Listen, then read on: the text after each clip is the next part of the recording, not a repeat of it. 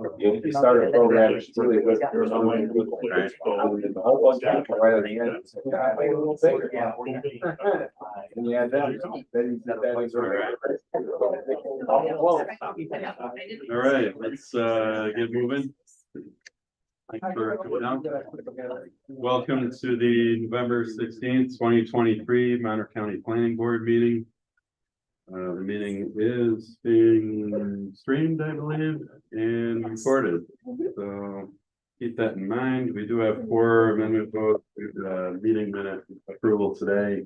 Let me call the roll. Bill Santos, I'm here. Mike Wiedemer, he couldn't make it today. Sam Trapani. Andrew Hollister is connecting, it looks like. Andrew, can you hear us? Yep, I can hear you loud and clear. Great, we hear you. Thank you. Orlando Rivera here. Dave Watson. Robert Barley. Andre Evans. Legislator Hebert. Yes. Legislator Barnhart. Jeff McCann. Adrian Green.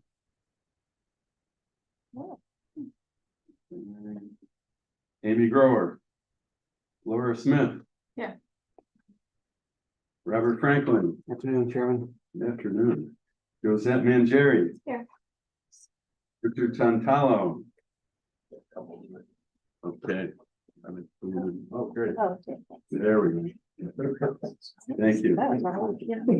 Christina Doherty. Yeah. Good afternoon. Mike Garland. Sean Murphy. Andre Evans.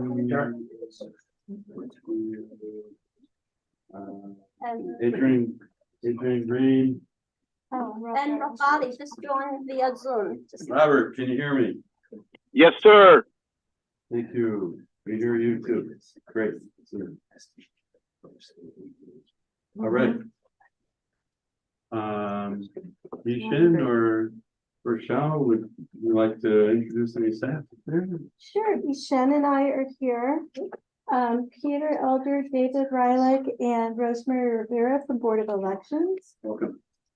Jennifer Curley, and are you Sergeant Gray? Wildman? yes. Wildman. I think that's all. Welcome. Thank you for coming up. The first item on the agenda is approval of the October 26, 2023 minutes. I need a motion for those, please. So moved. Thank you. Is there a second? Second. Thank you, Orlando. Thank you. Who else was that? Robert. I moved it. Yeah, he was late. George and Orlando. It was any discussion? Those were emailed to you and included in the packet. Hearing none, all in favor, please signify by saying aye. Aye. Aye. Thank you. Are there any opposed? Any abstentions? Great, minutes are approved. Announcements and communications. Board members. None. Staff? None. I have one. I have a question for the group. Next year's calendar, we have a rough draft. If you turn your calendars to next Memorial Day, which is May 27th, we typically do the last Thursday. The last Thursday is that week of Memorial Day week. Is that a problem for anyone, or should we move it to the 23rd? May 23rd. May 23rd. May 23rd, just in Third case. might be better. Yep, I agree. Okay, thank you. We will do that.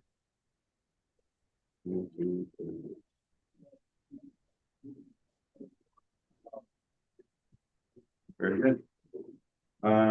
Mostly. Hearing no other announcements. Go ahead. Next month's gonna be my last month, learned a lot. Thanks, Rick Vito, and I really appreciate not being part of it. Andre, thanks for being here. We appreciate your input. Thank you. Yeah, Congratulations again, Andre. Yeah, Yeah, yeah, congratulations. congrats. And congrats, Robert, as well.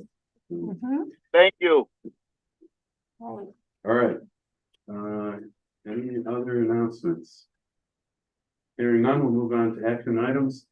Item 3A is to amend the 2023 capital budget to increase funding in the amount of $2.5 million for the replacement of voting machines project.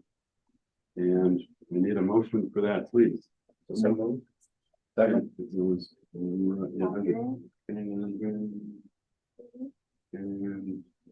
George. Thank you. And we have Board of Elections here.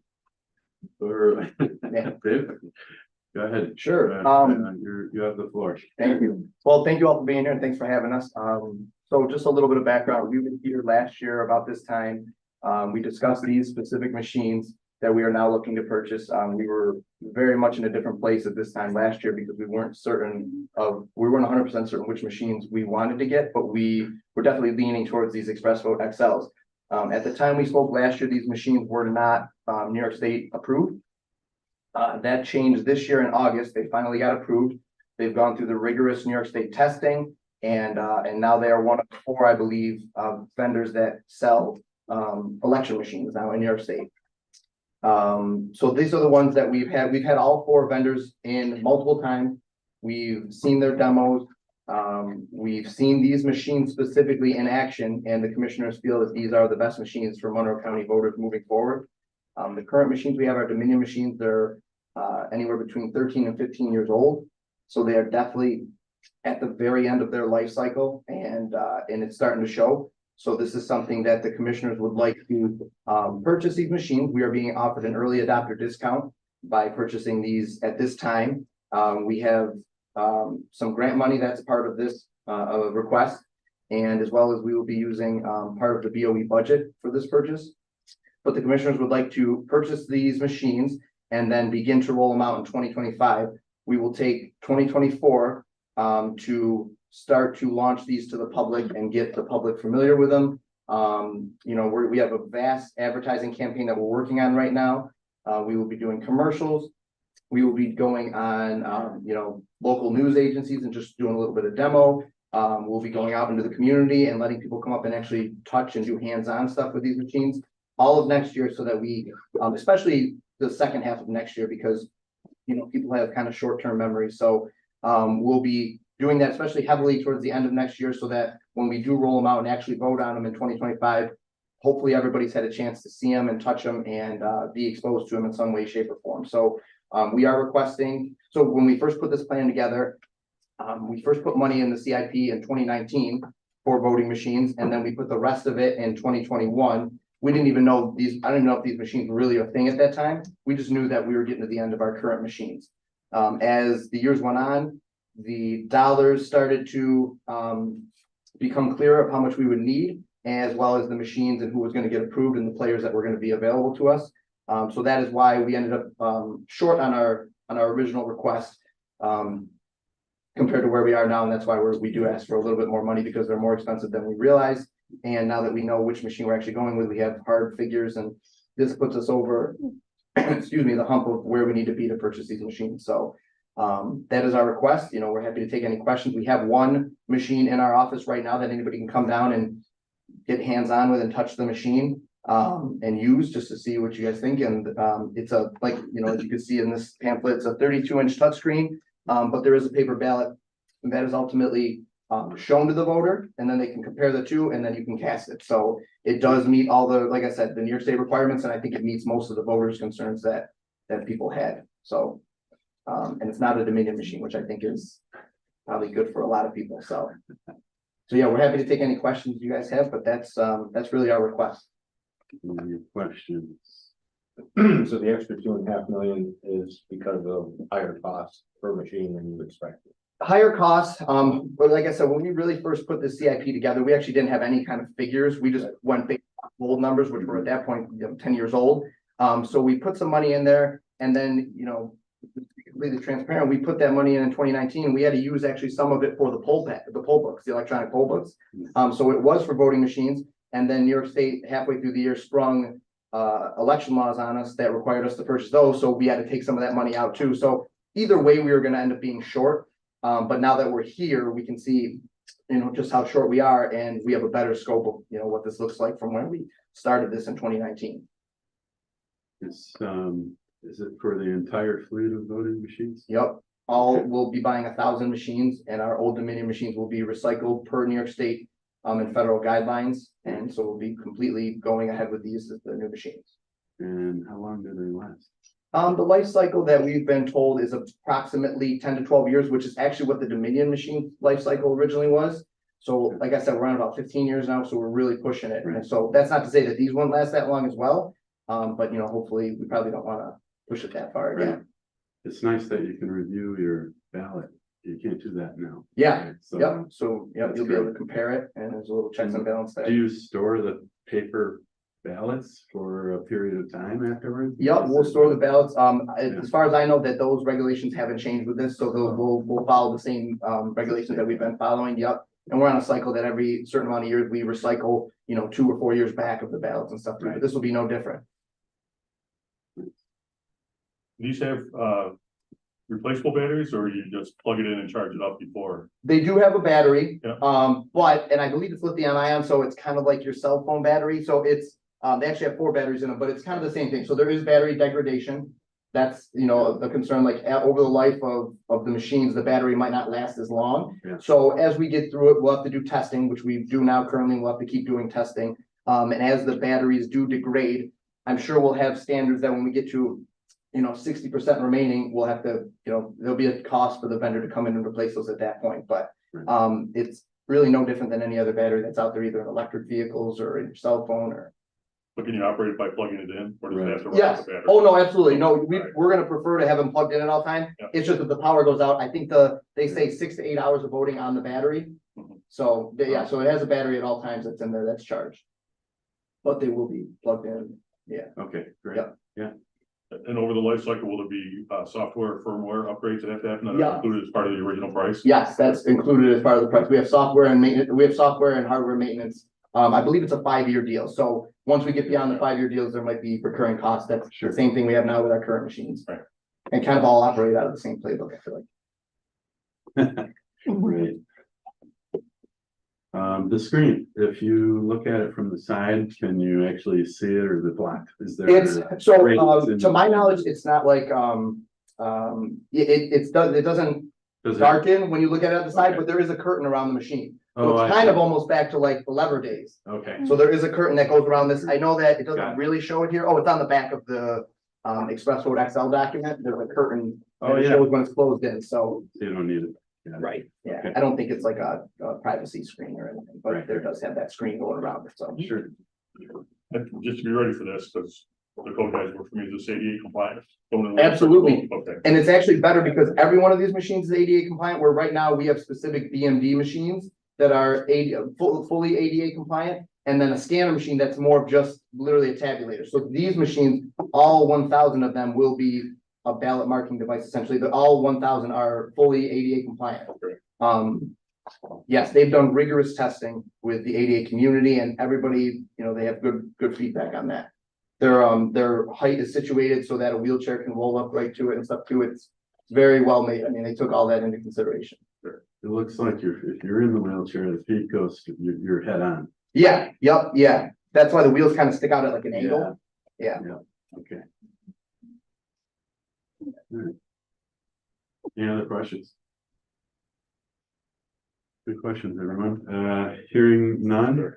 All in favor, please signify by saying aye. Are there any opposed? Any abstentions? Great, thank you. Nice job. Thank you. Yeah. Thanks for coming. No, thank you very much. Thank you all for having us. Yeah.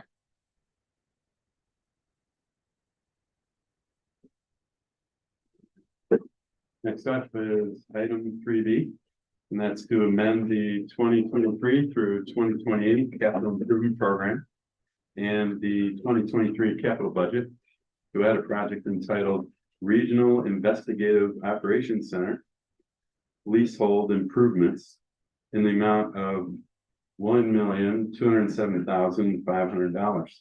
I need a motion for that, please. Thank you, Christine. Second. Thank you, Roger. And we have a presenter here for that, Liz. Hi, Welcome. everyone. Hi. Thank you for having us. Chief Deputy Fowler wanted me to tell you, send his apologies. He couldn't come today because he's had a state intelligence law enforcement summit and he couldn't get out of it. So, but yeah, we do have a PowerPoint. The first thing we're going to show you is a video with Chief Fowler, and he explains the whole RIA and how it, came about. And if you look, I don't know if he explains it, but if you look in the background, it's the PGA, and we set up kind of a makeshift RIA, so you can kind of see like how it functions and stuff. But I just wanted you to know that. What you'll see is a temporary command post that we spend months putting together, a few days physically putting together, and we break it all down after. Yeah, okay, thank you. So the REOC is the Regional Investigative Operations Center, or really it's a command center full of video screens and technology and computers and staff that's there to help assign tasks and coordinate between all law enforcement agencies. It doesn't matter what patch you have on your sleeve. All of these resources are available to you. We're taking sources of information from all over the community. We're talking about traffic cameras. We're talking about drone feeds. We're talking about alarm systems from businesses or from houses. We're talking about tips from the public. You can use an app on your phone and send us a tip of a picture or a video of something that you want us to be aware of, and that will immediately go into the operations center. We're going to take all of that information. We're going to send it out to the officers and the deputies that are responding to these incidents so that they can be as effective and efficient as possible providing that public safety. It's going to be multi-jurisdictional. And this happens all the time in today's world. Nobody follows the lines in the map. Crimes occur over different jurisdictions. What this provides is the physical infrastructure, the technological infrastructure, even the methodological infrastructure to do a multi-jurisdictional, multi-agency investigation. Now, whether that's on a burglary pattern, whether that's on a violent carjacking pattern, whether it's on a missing abducted child, we have the ability to do that and collect all the information in a single place. All of this information is public knowledge. If you were to walk down the street, you're going to see the same information that we're talking about capturing.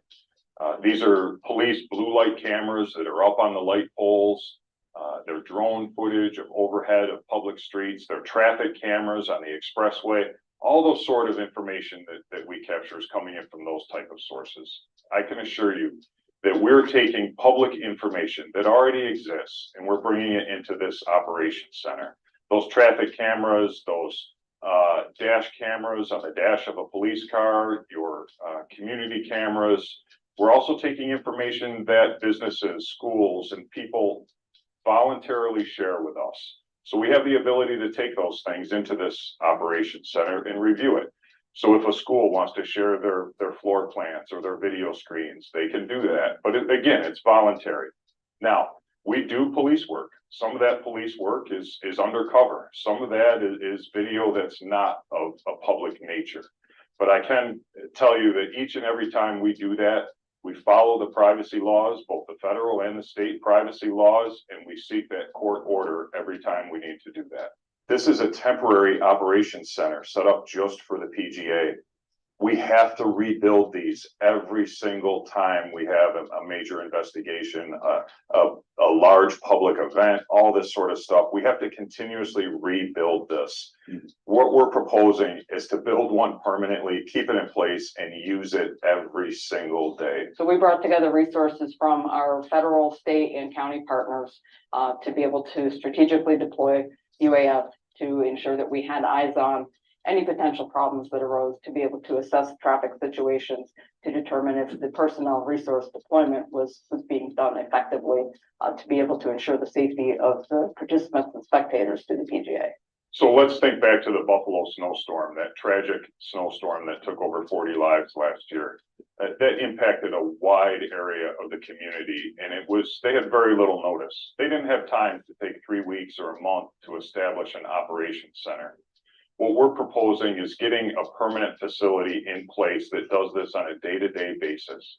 So when you get those tragic events, whether it's a crime spree, whether it's a snowstorm, whether it's active violence at a business, it doesn't matter. You have the resources at your fingertips and you can respond quickly. And the deputies, the officers, all those first responders in the streets, they have the tools and the information they need to make decisions. Permanency would allow us to more efficiently deploy these assets and share the information, the intelligence that we're receiving. There's a significant delay involved in trying to get all of the various players in a given situation or response all on the same page in the same location. All of this can be in place and these resources would be at our fingertips immediately. That's the real time part of an operations center is we're talking about immediate availability of these resources. This is not a new concept. The concept of a real time operations center, information at your fingertips for those public safety personnel that are working in the streets. It's not new. We're using models that are being used successfully all over the country. We've done the research, we've talked to them, we've learned those lessons that they've gone through when they roll out a process like this. And one of the most important things that we learned, how valuable the participation of the public is. The sharing between law enforcement, sharing of information between law enforcement and the public sharing information with us. That's one of the biggest benefits of this operations center is the ability to have someone dedicated to focusing on bridging that gap, sharing the information between the public and law enforcement, and then putting it to use to keep people safe. REOC, the Regional Investigative Operations Center, it really is a command post type environment for all of law enforcement to use in Monroe County. All of these resources are available to you, and the communication between law enforcement agencies, between the public, the local governments, the DPW, all of that can help be streamlined and more efficient by the use of this operations center.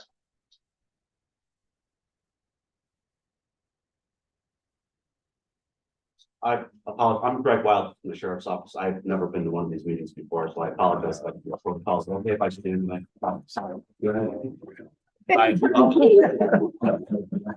But first, so I just wanted to take a little time here to explain the REOC and a little bit more about it. If you see in this diagram here, in the front, you see that video wall, and that's sort of the heart of the center and something I'll keep referring to as Fusus.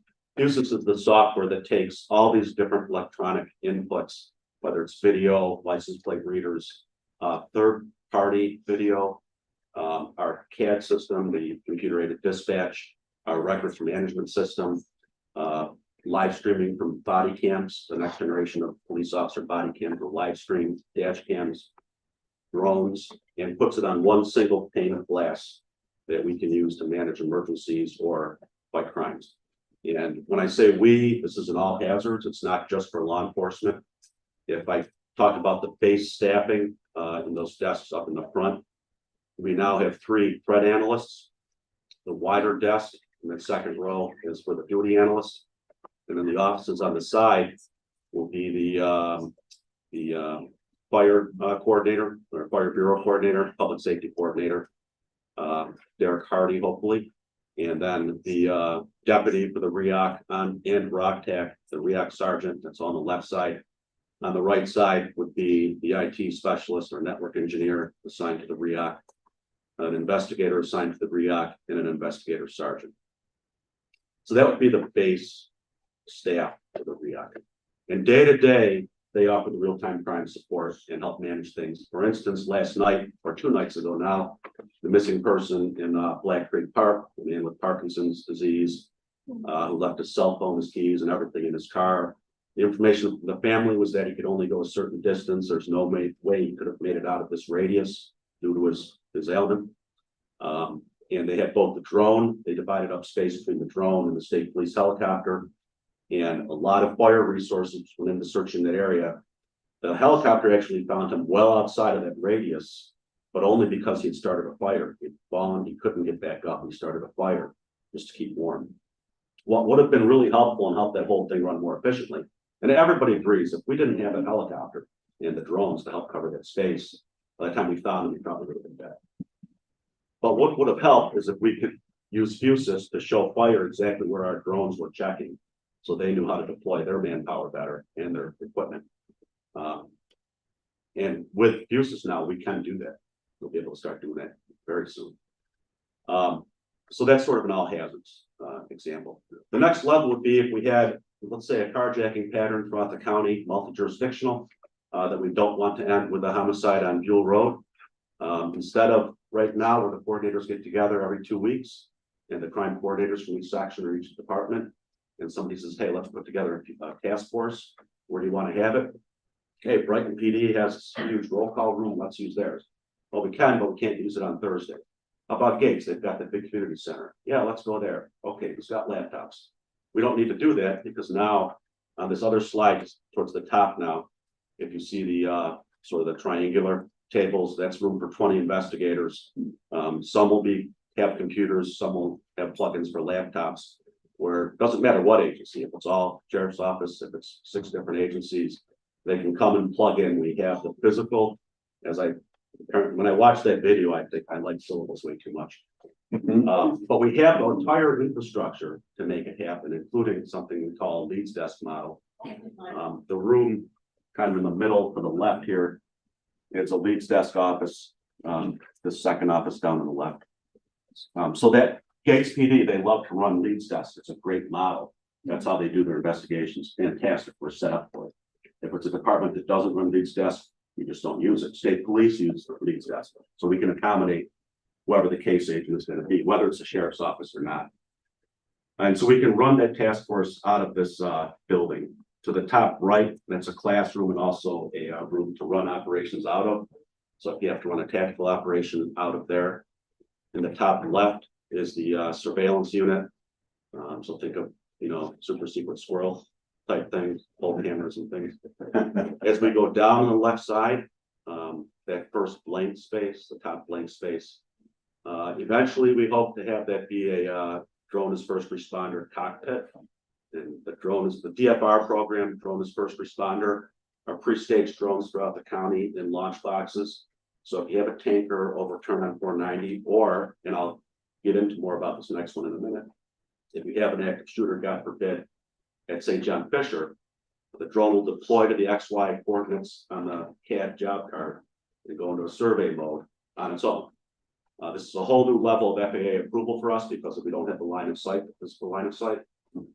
And the drone unit is also in this building in the bottom. A pilot will go to that room and then take over piloting that drone and then guide resources in the fire, EMS, police, whatever. So when you think about how we can use those drones for active deadly behavior, our whole approach to active deadly behavior is much different than it used to be. We don't just go in and find, fix, and finish the shooter. But before we even get to that point, once we establish warm zones, we use specially trained firefighters, we have some task force that start pulling victims out and getting them to the hospital. And the drones are going to be a key component of letting that happen. The next room down there is actually going to be divided into offices, and the bottom left corner is just a conference room. The third stage of how this could be used, but these are some renderings of what it's going to look like based on 150 Bellwood Drive, the actual building that we're looking to get into. The third and biggest part was if you think of like a Kaylee and Polton type case, where it's all hands on deck, an extensive investigation, multi-jurisdictional, no doubt. We can fill this place and have it operate as a command and control center for the investigation. If you go, that slide right there, you see that sort of is right in the middle. There's like a command table. It's like an upside down U. And that's a briefing table and command table. So we can have the case agent, the incident commander, anybody who needs to be in charge of that investigation sitting literally right in the middle with access to the analysts. We have the ability to plant someone from MCAC, from the Monroe Crime Analysis Center, into the REAC to feed information direct from there. Without having this, Kaylee and Polton initially was worked from the hood of police cars. And this avoids the whole process. If we say we're going to stand up a task force, pick your people, 2 hours, 150 Bellwood Drive. Some of you are going to have to bring their things. The other thing is that with that multi-jurisdictional investigation, right now, if I'm the DA, a lot of the times I have to say, okay, well, I've got some information over here at Brighton. We chase those down, and some from the sheriff's office, look at those and Irondequoit. Well, at the end of the day, anything discoverable is going to go onto a drive. It's going to be digitized, go onto a drive.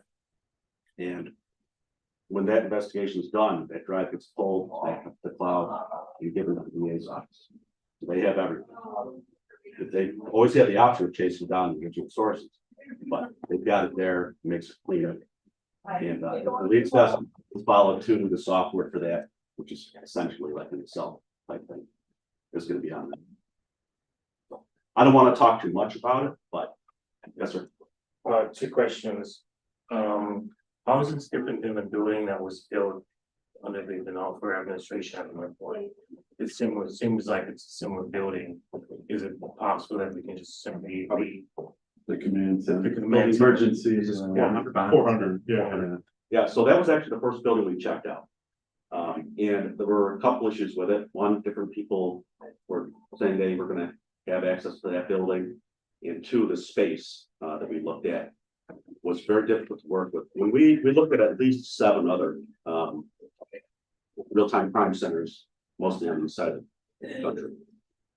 And we just went down to the National Real-Time Crime Center Association conference to get certified. One thing that was consistent, they said, whatever you're building, whatever you think you're gonna need, think 10 years out. Because you're gonna see once this takes foot, you're gonna wish you did things a little bit different. So that was, we realized early on that 400 one floor wasn't gonna be enough space. And then this one sort of confirmed it. Okay. So this is with a 5 to 10 year plan. And the second one, you talk about integrated operations. I don't see that you building a skip, federal standards, or are you planning on maybe adding a skip on so can do federal investigations with, since we have Secret Service, FBI, ATF, etc. Would be better to have a skip built in so that they can integrate. That was our original request. However, the feds said, we love your idea. We love your idea. So here's what we want to do. They told us basically build it and we will come. In the meantime, what they asked, this was their proposal, was to make the deputy at the ROCTAC REAC. He's in the process right now of getting his top secret clearance through the FBI. Actually, I just talked to his investigator today.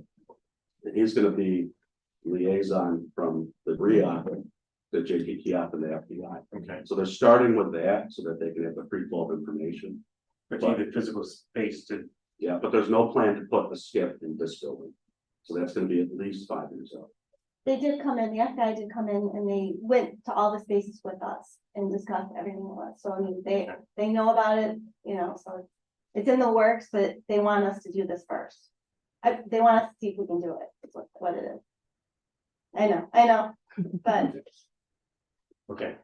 You got a lot of pats on the back. Yeah, like go for it. Good luck. We want to prove them wrong. No, it's a secure class permanent information facility is where you have a number of computer lines go in so that you can communicate with federal, my former life. So, because if you don't do it now, then it will be more costly to add it in later. So if you do it now, then you can integrate the computer system and just have an empty room, waiting for the integration. Yeah. When we spec this out initially, I was specking out the safes to use for a skip.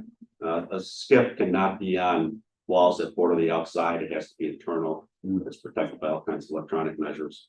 So we started to spec that out. But the FBI, like they said, their compromise idea was, hey, let's create a TFO. Okay. One of your guys making a TFO, and then we'll do that for 5 years and see what happens. Okay. Is this manned 7 by 24 by 365? I'm sorry. Is it manned around the clock? Oh, so we're looking at 12 to 18 hours of staffing per day to start. We looked at cities our size generally don't do this for 24-hour staffing, but they do staff between 12 and 18 hours. So we have 3 analysts. We're expandable to 8 working at the same time. So in my mind, I'd love to see it go to 24 hours. But the nice thing about Fusus is that it's web-based. So the commanders, if it's 2 o'clock in the morning and I'm the watch commander and I have a situation unfold, then I can use Fusus from my car. I can also call in me to start using things at the center. And I forgot to say another thing about Fusus is we can manage scenes. We can create a map and manage scenes, whether it's a barricaded gunman, whether it's the PGA, we used it for that. But right now, we don't plan on being 24 hours. And also Monday through Friday to start. And hopefully by the end of the year, have it 7 days. How long will it take to stand up? To stand up, How long will it take from start to when you're actually able to use this place? Oh, we, we've been working on it for over a year Yeah. now, Well, not 2 years. We've been But- trying to do this for a while. I'm aware of it. Your Yeah. goal is the end of If March, you- correct? Yeah, well, yeah, I would hope between February 1st and March 1st. Of 2024. yeah. I started That's what taking I'm looking pictures for. down in my office, so yeah. So do you need additional money to expand the communications package? Because of additional fiber, additional radios, additional. I honestly can't answer that question. I know what the ideas are that have been discussed in terms of the communications hardware, like the radio consoles that we can do fire and police. But I don't know anything about the funding side of that myself. We've looked at it and I think to do, maybe someone can, the actual, where the dispatcher works out of, it was like, Yeah, the console. the console was kind of pricey, but we're looking at other options, I believe. But yes, we would ultimately want to put a console in there, but I think staffing at ECD is also limited, so I don't think this time we can put a dispatcher in there at this time because of staffing. So yes, we did look at that. We would love to do it, but funding is always an issue.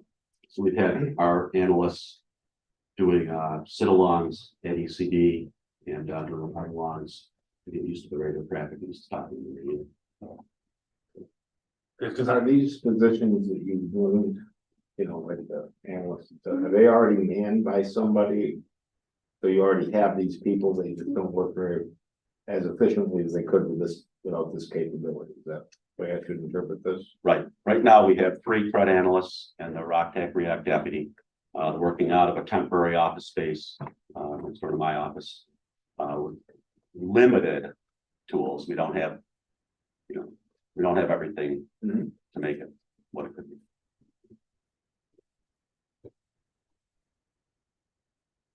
So I take it we're gonna lease the space, lease to own, or you're gonna buy it? Yes. Buy it? So it's, yes, we're gonna lease it, and then this funding will be used, I think on the one slide, I felt that, the funding from you guys would be used to renovate it. Right. So it's that whole space, is the walls, the offices, the Right. lighting, the flooring. Right.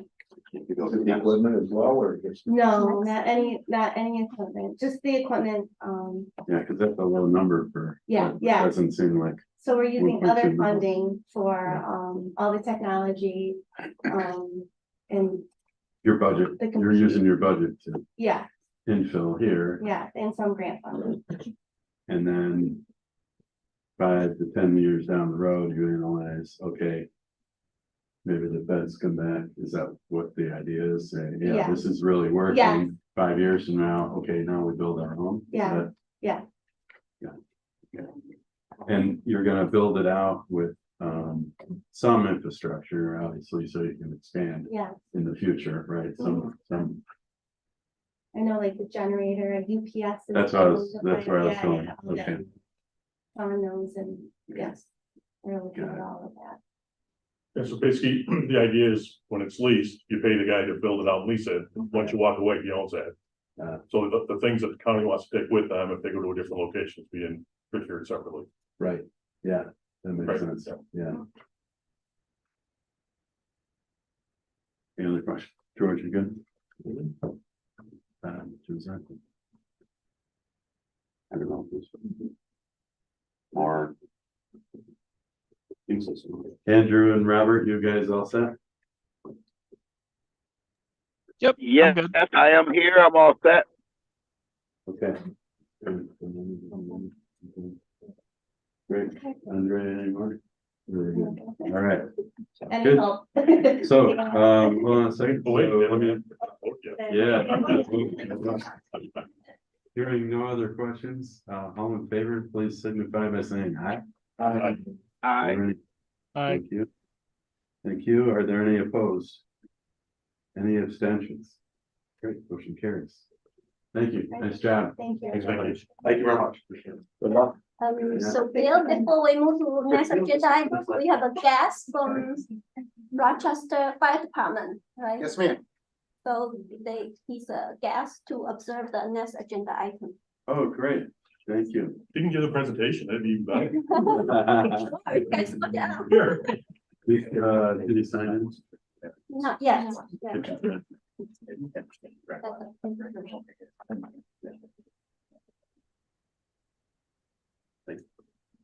Thank you. Thanks for coming in.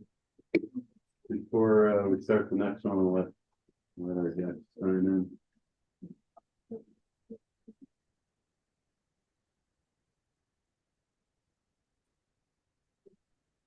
All right, great. So next item is item 3C. And that's to amend the 2024 through 2029 capital improvement program and the 2024 capital budget to add a project entitled PSTF Fire Training Grounds Expansion. PSTF Public Facility Training Facility or Public Safety Training Facility in the amount of $4 million. And I need a motion for that, please. So moved. Robert. Second. And Robert, Farley, and Robert Franklin. Thank you. Great. All right, so maybe it's equally as exciting as the last presentation. This is kind of the front end of that, right? So the public safety training facility, that's just the stuff. You can go on to the next one. Out on Scottsville Road is a regional facility for first responders, fire, EMTs, police. There's a lot of academy stuff that goes on out there. And it's a facility that's owned and operated in part between Monroe County, the city of Rochester, and Monroe Community College. So, next slide, please. So a lot of the training that goes on out there is the police enforcement stuff that we just discussed, and EMS type thing. But what we're focusing on is more of the fire and rescue component of it. So if you go to the next slide, this will give you an aerial of what the facility looks like. I'm not sure how many people are familiar with the location, but it's on Scottsville Road across from the airport. The image you saw before was looking from Scottsville, so kind of like to the lower right-hand corner. The building in the upper portion is classroom space, simulator space, that type of activity. The city of Rochester actually has their fire department maintenance facility is on the left-hand side there. But in the back is quite an extensive fire training facility that has a simulator for airplane crashes, buildings, all that type of thing for first responders to come out and be initially trained and then also recertified for activities related to fire and emergency response. So with that, there's a number of vehicles that the facility has, older fire trucks that they have to keep inside because in the wintertime they freeze. There's a lot of water that goes along with it. So they're at capacity right now. The next slide, please. In the lower left-hand portion, there's that little square building. There's a two-car garage, if you will, right now that is occupied. They need space to create an additional area to put another vehicle in. The issue with this new vehicle, though, or the vehicles that are going to be stored out there, is vehicles are starting to get larger. So if you go to the next slide, I think you can see in the upper right-hand corner, it's kind of tough to see, but when they pull in to the garage, there's only like a foot of space to be able to get in there, and it's tied right up to the back. So the idea is that we need to build an additional space, about 1,000 square feet.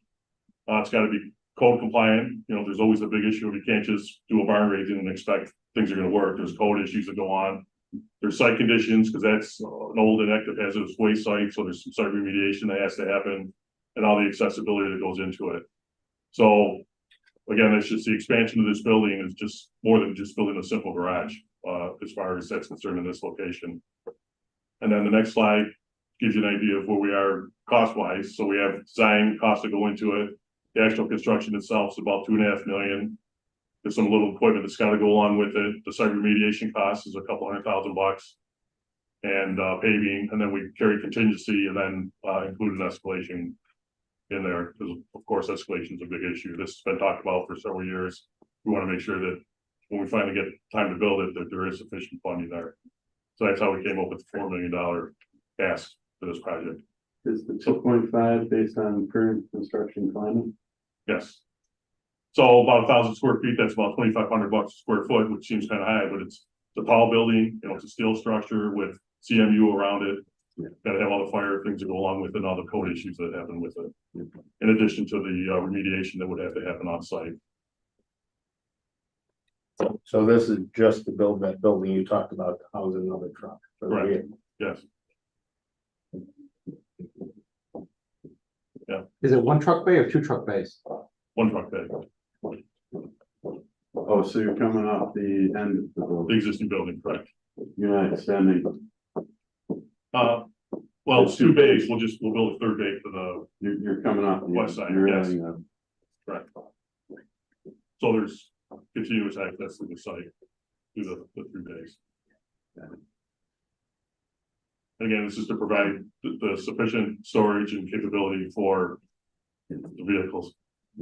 So that there is a cost share between City of Rochester, MCC, SUNY's contributing money, and the county, so the county is not on the hook for the whole $4 million.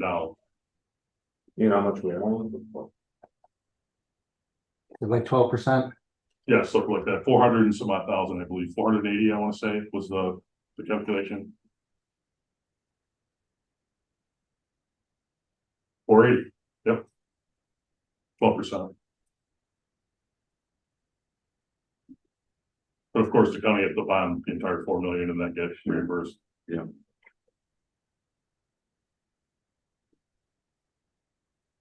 So, yeah, Need to interrupt. that's it, no, that's it.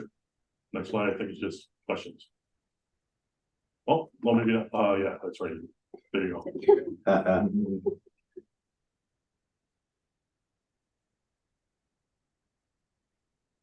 So yeah, I think you're probably here just because the city utilizes the fire department, utilizes the space a lot, you have a lot of development out of that location, right? Yes, so I apologize for being late. Chief Napolitano is our new car one, our new fire chief. And he plans to be at all of these meetings no matter what's going on. He has other engagements, and I just got appointed as a deputy chief of the fire academy 4 days ago. Congrats. Congratulations. So I unfortunately don't have facts and figures ready to support you. Yeah. But it's really impressive what goes on out there. If you ever go out to the facility and see just what happens. Right. In addition to the regular maintenance they do with their yard, just that facility in the back with, I mean, it's for live fires, right? And they've got, the one of the building has a false floor that when they're in there practicing the fall, the floor collapses, so they know how to react to that. Wow. Simulation that goes along with it. Yeah. So the big deal with this truck is the truck that's gonna go into this bay, that's why we're making it a little bit larger, is I think the one that's gonna actually support the fire. The aircraft fire simulation, Gotcha. so it's a little bit larger truck that comes off the airport. Sure. And to rebuild that whole storage facility would be way more expensive, right? I mean, you're talking, it looks like, 6,000 square feet or whatever out there, right? Or Right. 10,000 at, a couple grand a square foot, you'd be way up there in Right. numbers versus 4 million. Right. Trying to do it the least expensive way and still make room for a longer vehicle. Right. Because the other two bays are sufficient for the other types of vehicles, they're the standard fire trucks and pumpers or whatever they call them. You probably know better the terminology, yeah. Okay. Anything else? Anybody? We're all good. We're all good. So, hearing no other comments, sorry, Robert and Andrew, you guys good? Yeah, I'm good. Did he mention that there would be some reimbursement to the county? Maybe I misheard. Yes, it's, the county share, he said was 12%. And Okay. SUNY as well as, the city are sharing. I imagine. All right, the thank city you. Also 12%. No, it's like 9%. It's 9, okay, and then SUNY's the rest. SUNY is 50%, county's 12, city's 9. And I want to say whatever the difference is. for MCC is another 29%. I got you. Okay. That would make 100. All right. Yeah, there you go. Good question. Thank you. Anything else? Hearing none, favor, please signify by saying aye. Aye. Are there any opposed? Any abstentions? Great, motion carries. Thank you. Thanks for coming in. Nice job. The next item is Sorry. No? I'll wait for you Go back. to, Yeah, push it too soon. perfect. So the next item is item 3D, and it's to amend the 2024 capital budget to provide an increase in funding by $4 million for the increase in improvement of facilities in the Rochester Pure Waters District, Genesee Valley Pump Station, from 5.5 million to 9.5 million for a total authorization of $9.5 million. And I need a motion for that, please. So, Thank you, George. Did I hear Rachel? Rachel. Thanks. So the next slide will just remind everybody, or maybe you don't know, but U of R at Strong is doing a significant expansion of the emergency room, psychiatric care. Yeah. And again, this is a project that will be cost sharing. It's a 50-50 between U of R and the county. So we have to keep them in contact with what's going on there. But if you go to the next slide, this is an aerial of what's going on. It's kind of tough to see, I apologize, but between the two pictures, which are actually shots from their live cameras showing the current construction that's going on right now, you see the blue box, and they're building this emergency department right off of Elmwood. Yeah. The current facility drains through the red lines, and the red sewer comes a little bit south, goes west, and then goes into the Wilson Boulevard sanitary sewer, which will be over capacity based on the size of this new facility that's being built. So it cannot handle the flow. So instead of upsizing the entire chunk sewer that goes on the east side of the river, we're going to build a pump station, do a directional drill across the river, and tie into a larger capacity sewer on the west side of the river. So that just gives you an idea where the sewage flow is going. And if you go to the next slide, that'll give you a little bit more detail of what's going on here. It's about a 3.5 million gallon per day pump station, so it's fairly large. That's going to be built on U of R property. There was quite a bit of negotiation between U of R, City of Rochester, and us. There's parkland alienation that's involved, and you may remember this has gone through the ledge for alienation of parkland. All that's been taken care of. All that's been addressed. So now in those negotiations, the pump station had to move a little bit, which made it a little bit deeper, made it a little bit farther for the directional drill to happen, had utility relocation. So as a result of that, there's increased cost from what we anticipated back in 2021. But the pump station is that little green square in the lower right-hand corner. That's going to be 30 something feet deep. And then directional drills, basically they set up a drill and drill under the river, pull the pipe back. So it's not an open cut excavation either through the park or across the river, which is important. And then ties over into the GCO force main, the purple line on the other side. So you can actually pump from one force main to another. You just have to pump. Yeah, contain it and then repump it. Right, exactly. Am I understanding that this entire run is directional drill? I think there's a little bit of open cut when you get to the west side, but most of it's going to be directional drill, yes. Wow. Yeah, in rock. How deep is the river? Well, the question is, from the floor of the river to where the pipes are, how much space is that? Directional drill. If it's in rock, it could be a little bit more because the issue was when they directional drill, they pump slurry into it to maintain the wall. Okay. So if it's in soil, it's got to be a little bit deeper so you can blow out into the river. But this is in rock, so I'm not sure exactly what the cover is. I can find out and let you guys know next meeting, but. And they've taken samples in the river? Yes. No. Yeah. So again, I think to get a little bit deeper, if you go to the next slide, I may have some comments in there about what's driving the cost out. So if you scroll down a little bit. So additional subsurface, right, rebuild it. There you go. It needs a longer bore and it's going to be in rock. So I think we want to stay in rock. Gives a little bit more robustness long term for the and the county does a lot of directional drilling. So this is not new technology to us. We do directional drilling all over the place. But it's a big pipe. You can see it's a 16-inch diameter force main. So 16-inch force main means probably like a 24-inch rock bore that goes under the river. And you can see it just a little steeper. Right now it's 35 feet instead of 33 feet. When it got moved a little bit, then it's had more issues with other utilities that we have to relocate. And then just the normal cost of inflation because we estimated it back in 2021. And now construction's not going to begin until 2024. Is that encased or do they just, when they drill the 24-inch wide, that 16 inches? It just stays in the. Stays in, and then they fill with the slurry and that. Right. That's it. And the same thing in soil. Yeah. Same thing in soil, they bore across and then pull back the HDPE. Right. And then it would just be encased in the slurry that was built right there. There's no additional concrete or anything that's pumped in. Okay. Right. Done in 2024 as well? Pardon me? You said it was starting in 2024, will be all completed next year? No, it'll be 20, because it's third quarter 24, so it'll be a 25 completion. So this is going to the CIP in a couple of years buckets? Or is it all? No, I'll be in 24. Okay. Yeah. So we're expecting on-site construction to start in September of 24 through June of 25 and completion in July of 25. But amending the 24 budget, capital CIP will take care of all the funding. Yeah. Okay. Well, suppose manager. Well, you need all the funding lined up to issue contracts. Yeah. Right. Right. When's the completion for the 10 stories? This will be done before that. I'm not sure what U of R schedule is, to be honest with you. I thought it was 20.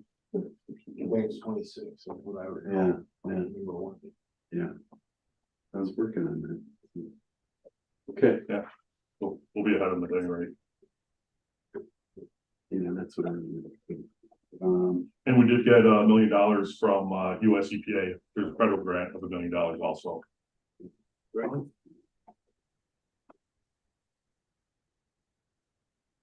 Yeah, I think the government and business will can actually get the money, right? It's another subject, but. Show me your federal wallet. Yeah. Right. It all comes out of one. Yeah. Anything else? Good. So, no other questions. Oh, thank you. Andrew, you good? Robert? Yep. The only question I've got is what's directional drilling? So, Yes. Or me. Well, so think of your drill. If you're drilling a hole in the wall, you got a drill bit. It's basically the same thing. There's a drill bit that's at the end of a long steel rod. So they drill and they can change the angle of the drill itself to go under the river. They can go left, right, up, down. It's very, and they attach a transducer on the end. So as they're drilling, if there's a guy that goes ahead and keeps track of where it is, how deep it is underground. So they drill across and create an opening, a borehole, and rocket stands up by itself in soil. It's got to be filled with a slurry. And then when the drill is at the other end, they attach HDPE, high density polyethylene pipe on it, and then actually pull it back. So they drill forward, pull the pipe back, disconnect it, hook up the two ends, and it's done. Yeah. Very quick, very limited surface disruption. You just need two holes, one at each end. Right. Yeah. That's So going pretty to the cool. park helps with that, and it also helps going under the river, so you don't have to open cut under the river. So then the piping is flexible and expands essentially. Is that how I understand it? HDPE does. You can also do it with steel pipe. We've done a couple. In my previous life, I've done steel water lines under that. Those don't expand as much, but HDPE does. It expands and contracts a lot more than steel does. So you have to account for that on either end of the pipe. But yeah, the pipe is flexible. It's like plastic PEX pipe if you think in your house or something of that nature. It's kind of a similar material, but it's a lot thicker wall at this size of pipe. It's probably an inch thick. Yeah. On the pipe wall. And his question is more like, hey, you're drilling a 24-inch wide diameter hole and your pipe's only 16 inches. So I think that's where your question is, right, Andrew? Oh, yeah, because there's you gotta be able to drill through, you've yeah. got the slurry to put into it, you got friction that goes into it, because it's not a straight shot. That would be a horizontal bore, it would be a straight shot. Directional drilling actually dips down, goes left and right. It's not a straight shot, so you need to account for all that additional friction that's in there, so the borehole gets a little bit larger. Yeah. Interesting. Thank you. Yeah. Robert, you good? Yes, sir. All right. Okay. Hearing no other comments or questions, all in favor, please signify by saying aye. Aye. Are there any opposed? Any abstentions? Great, motion is approved. Thank you. Thank you, nice job. Any other business? Our Oh, next, wait, I have something. oh, go ahead. So I am retiring as of December 21st. Congratulations. Welcome to the club. Yeah. Sorry. No, really, it's really been an honor and a privilege to work with all of you and to staff this board for a number of years now. Yeah. But you will be in excellent hands because Ishan is the new secretary to the Monroe County Planning Board. Wow, congratulations. Yeah. Congratulations on your retirement. Thank you. December meeting. What's that? Their December meeting. I don't know, I don't even know if it's likely shouldn't since be, the right? legislature is turning over. I mean, Yeah, there are, yeah. we don't have any items so far, Correct. but No I don't items even, for the 14th. there's nothing going to be introduced, so I think we would wait till January. So this is our last meeting of the year Oh, And I'll wait with it down. okay. in all likelihood. Okay. So we'll have some new faces next year. And, yeah. Congratulations. Yeah, Thanks a lot. congrats. Kim, then you, there's gotta be something in the air. Hope it hits the rest of us pretty quick. Well, you're not allowed, John, that's. Yeah, that's it. Yes, too, Frank. Yeah. Yeah. All right, with that, I need a motion for adjournment. So move. Thank you, Brian. Thank you, George. All in favor? Aye. Aye. All right, everyone have a great,